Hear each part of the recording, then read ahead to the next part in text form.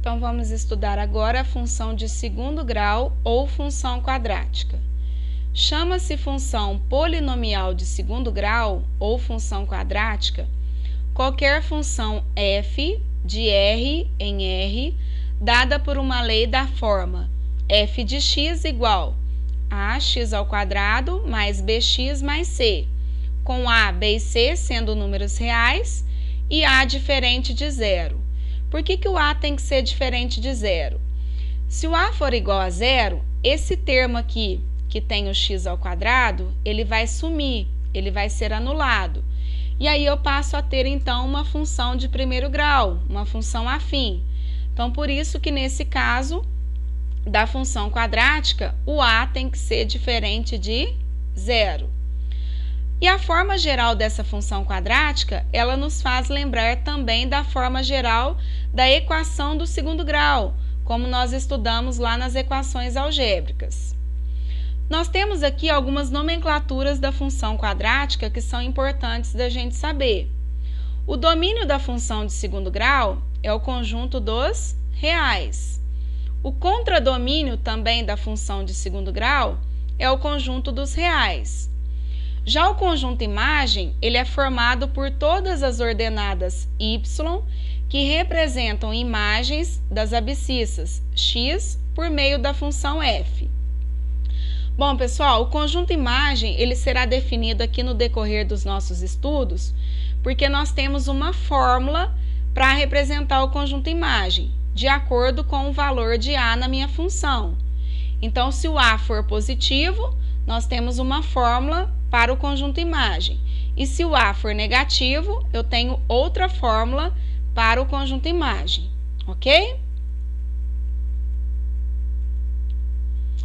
A representação gráfica de uma função de segundo grau ou de uma função quadrática é dada por uma parábola com concavidade voltada para cima ou para baixo.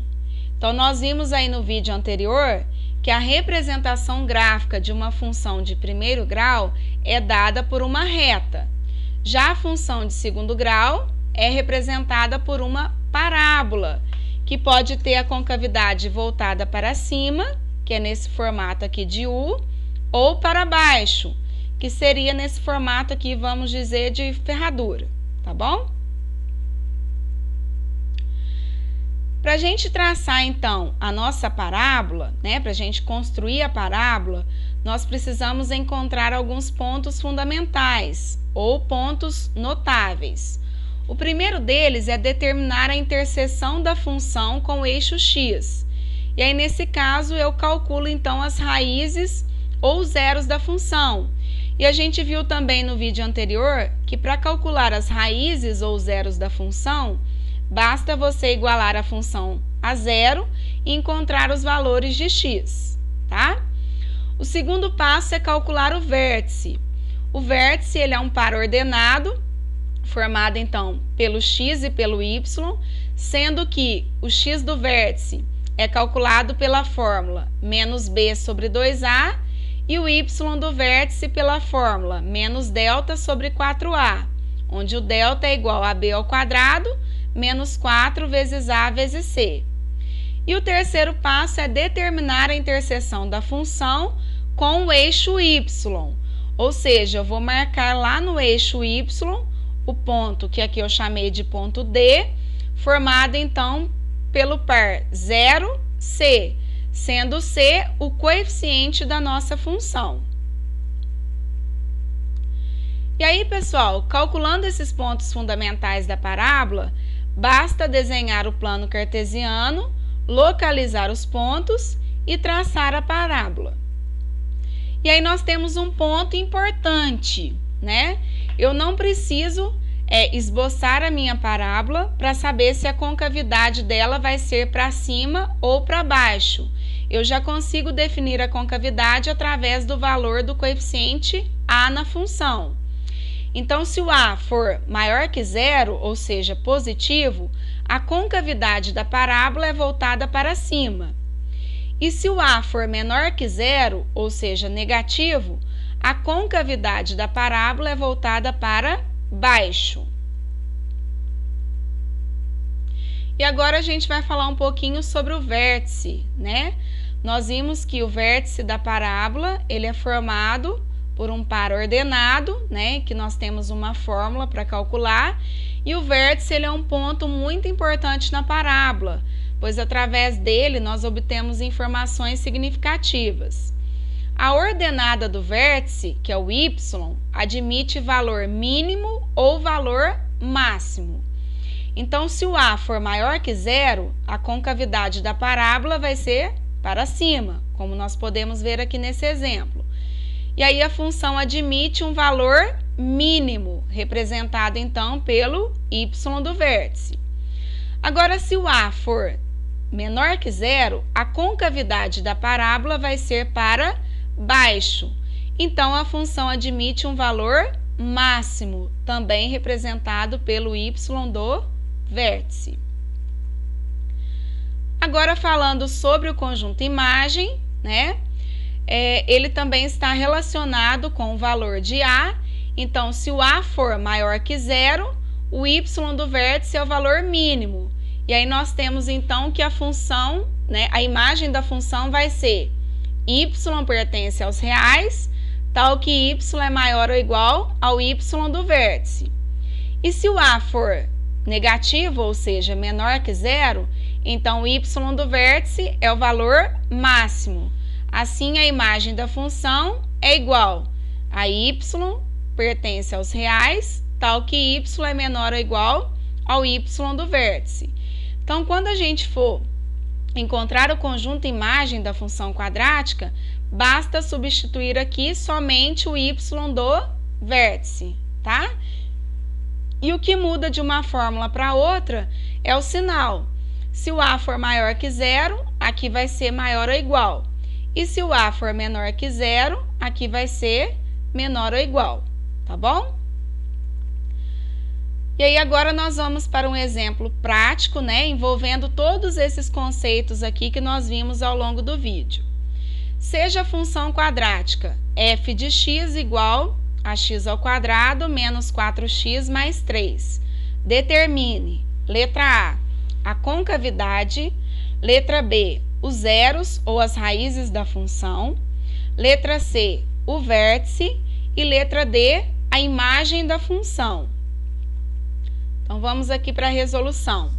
Eu trouxe novamente aqui a função quadrática, né, para a gente analisar. E pede, então, lá na letra A, para a gente encontrar a concavidade.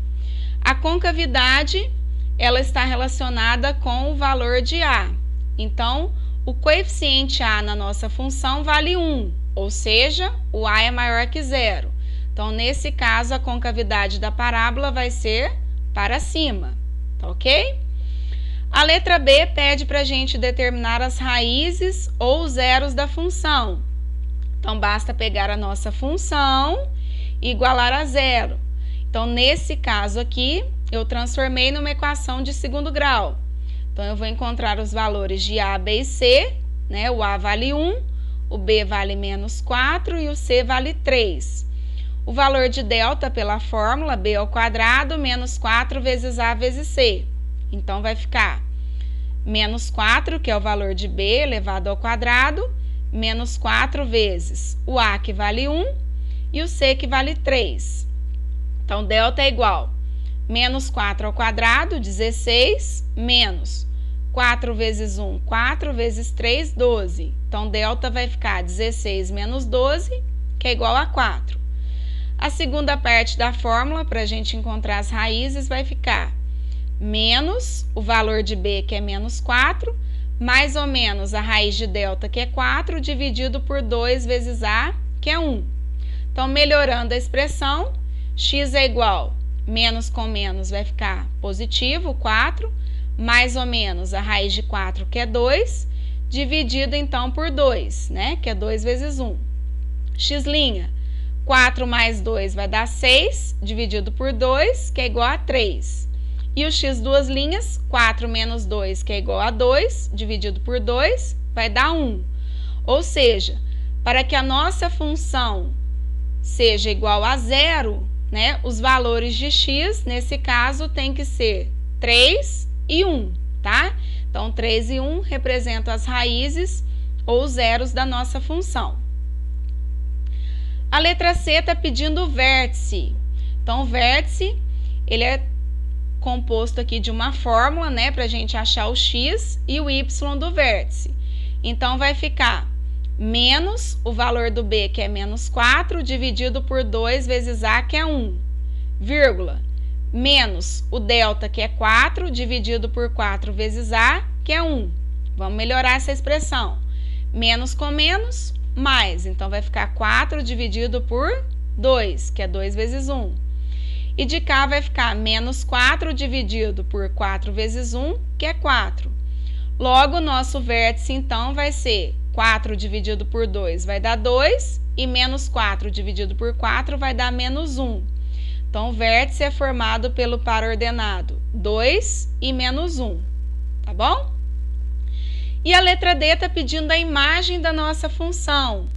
Como nós já vimos que o a é positivo, né? O a é maior que zero, eu vou usar a fórmula y pertence aos reais, tal que y é maior ou igual ao y do vértice. E aí vai ficar que a imagem da função é igual a y pertence aos reais, tal que y é maior ou igual a menos 1, que é o valor do y do vértice. Então, a fórmula, ela se mantém fixa, né?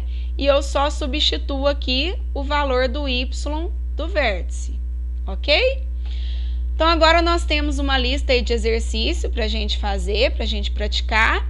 E eu estou à disposição de vocês, né, na nossa ferramenta do Meet e também nos nossos outros meios de comunicação, tá bom? Abraço!